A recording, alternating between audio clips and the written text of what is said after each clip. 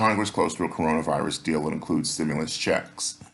Senate and House leaders are on the cusp of coronavirus deal that will include direct $600 to $700 direct stimulus payments and $300 per week supplemental employment insurance, according to sources familiar with the talks. The $900 billion package is the result of months of stop-and-start negotiations that received a boost in early December when a bipartisan group of senators and House members unveiled their own $900 billion package after talks between Democratic leaders and the White House stalled. The emerging deal, however, will not include $160 billion in new state and local aid or liability protection for businesses and other organizations, two of the most contentious issues of the talk. The new round of stimulus checks costs approximately the same as the $160 billion in state and local aid that negotiators have set aside in hopes of reaching a deal by week's end. Senate and House leaders want to attach a new coronavirus relief package to a $1.4 trillion omnibus spending package that needs to pass by December 18th to keep the government funded. The emerging deal is based largely on a revised $740 billion relief bill that the bipartisan group of Senate and House moderates unveiled Monday, which left aside state and local funding and the liability protection provisions. Senator Republican Whip John THUNE of South Dakota, a member of the Senate Finance Committee, told reporters Wednesday the stimulus checks will be $600 to $700 per individual. THUNE said he expects the package to provide a $300 a week in supplemental federal unemployment assistance through March and confirmed that it would not include additional state and local aid funding. The senator said there would be language in the deal aimed at addressing concerns that people who receive both enhanced unemployment benefits and stimulus checks would be getting a double benefit. Tax experts said that it would be difficult for the IRS to administer a provision that prevents unemployment recipients from getting direct payments. THUNE said the plan for the House to act on the combined COVID relief omnibus spending package first and send it to the Senate to pass before the Friday night deadline. In a win for Republicans, the cost of the COVID relief portion of the package is below $1 trillion, an upper boundary set by Senate Majority Leader Mitch McConnell, Republican of Kentucky, and Senate Republicans earlier this year. While the package does not include the $160 billion tranche for state and local government, a person familiar with the negotiations says it includes other avenues to deliver aid to states, localities, territories, and tribes, and emphasized that McConnell did not get the liability provisions he said earlier that this year would be part of any deal. It would provide between $320 billion and $330 billion for the second round of Paycheck Protection Program small business loans, according to sources familiar with the talks, as well as money for broadband internet services, food assistance, and rental insurance. We made major headway towards hammering out a targeted pandemic relief package that would be able to pass both chambers with bipartisan majorities, McConnell announced on the Senate floor Wednesday morning. We committed to continuing these urgent discussions until we have an agreement, and we agreed we will not leave town until we've made law, the GOP leader added. The American people need more help. It's that simple. Further targeted relief is now months overdue.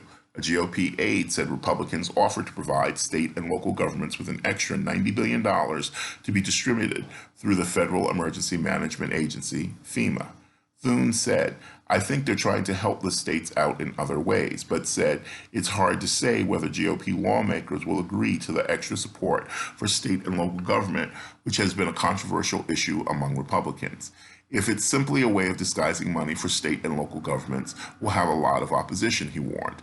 The way they were talking about it, doing it, is distributing it through other programs. I'm sure it's a way of trying to convince our guys that this isn't what it looks like. But in the end, our members have a lot of opposition to the state and local component of the conversation, he added. THUNE confirmed the package includes close to $330 billion in new PPP funding, which would be more than the $300 billion allocated to the Small Business Administration in the bipartisan proposal introduced by Senate and House moderates Monday. Senate Minority Leader Charles Schumer, Democrat New York, said on Wednesday that we are close to an agreement. He cautioned that it's not a deal done yet, but we are very close. For Democrats, this has been about getting the American people the relief they need at a time of an acute national crisis, of an emergency to so many Americans, he said. This has been about delivering a lifeline to Americans who were laid off through no fault of their own. Schumer acknowledged that we Democrats would have liked to go considerably further, alluding to the lack of another substantial tranche of federal aid to state and local governments. But he pledged this won't be the last time Congress speaks on COVID relief. Make no mistake, we will work in the future to provide additional relief as the country requires, but we need to provide a platform to build on. We need to address this emergency right now, he said. The addition of a second round of direct payments is a win for progressive lawmakers such as Senator Bernie Sanders, as well as GOP Senator Josh Hawley, who had pushed for checks to be part of the package. Sanders and Hawley, however, called for $1,200 in direct payments to individuals. Both senators on Wednesday praised the inclusion of direct payments, but said they want them to be larger than the $600 to $700 range identified by leaders.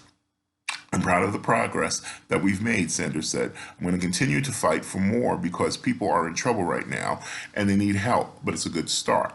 Asked if he would now drop his objection to waiving procedural hurdles to allow the year-end package to pass quickly, Sanders replied, right now, we're going to do our best to get to $1,200, but this is a good start.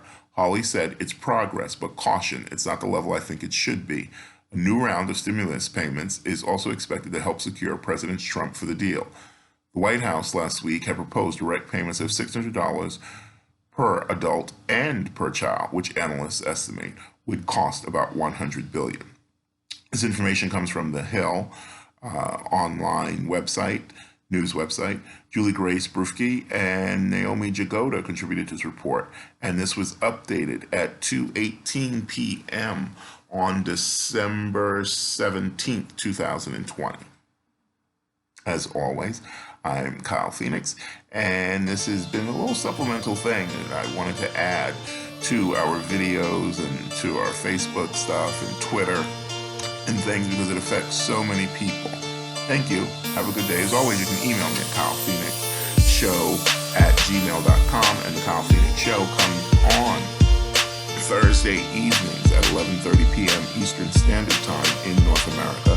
You can access it through Manhattan Neighborhood Network, MNN.org, because it also live streams at that time, as well as you can check out my books on Amazon. Blogger has blogs and articles, as well as Quora, and sign up to the Facebook page to receive notifications like this. We're going to try and do a few more of these because there are very pressing issues that affect all of us, particularly Americans, but all of us in a global sense. Thank you so much and have a good day.